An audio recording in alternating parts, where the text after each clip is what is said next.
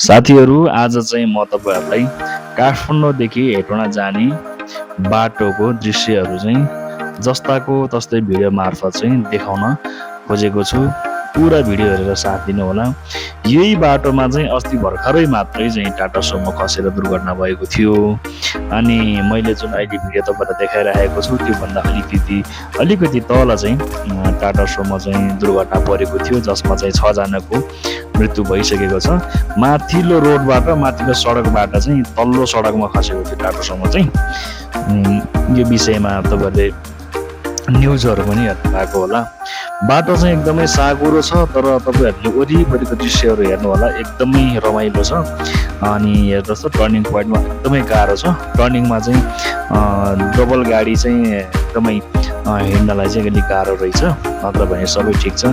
जो मोटो भ्लग गर्नेहरूलाई चाहिँ मोटरसाइकलमा ट्राभल गर्नेहरूलाई चाहिँ एकदमै रमाइलो दृश्यहरू हेर्दै हैन हिँड्नलाई चाहिँ एकदमै राम्रो रहेछ भन्ने चाहिँ मलाई अनुभव भयो यो बाटो हिँडिसके पछाडि चाहिँ।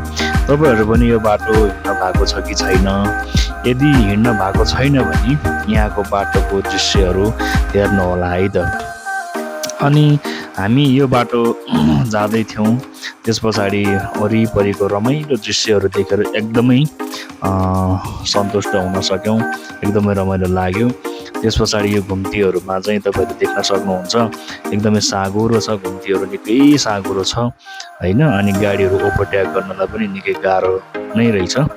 अनि जे होस् वरपरको वातावरणहरू देख्दा एकदमै रमाइलो फिल भयो, रमाइलो गर्न पायौँ, इन्जोय गर्न पायौँ। अनि तपाईहरु यो भिडियो कहाँदेखि हेर्दै हुनुहुन्छ तपाईहरुले त्यो पनि कमेन्ट गर्नु होला। र यो बाटोको तपाईहरु को हिँड्नु भएको छ अनि यो बाटो हिँड्दा तपाईहरुलाई कस्तो अनुभव रहेको छ त्यो पनि कमेन्ट गर्नु होला।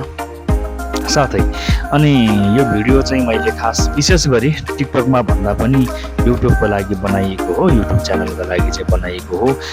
मैले युट्युब च्यानलको लिङ्क चाहिँ तपाईहरुलाई बायोमा दिनेछु।